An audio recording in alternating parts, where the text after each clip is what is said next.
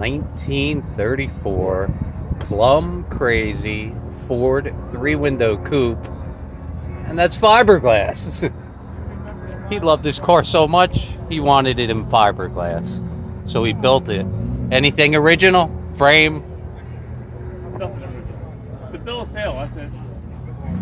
When was it built? I bought a car first. It was so bad I couldn't use it. That's why I couldn't. How long ago did you build it?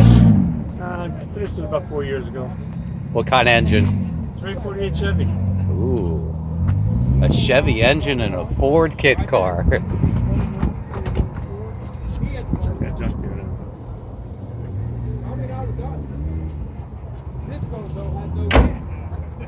Automatic trunk, power, everything's power, windows, brakes, everything. That's a nice thing about a kit car, right?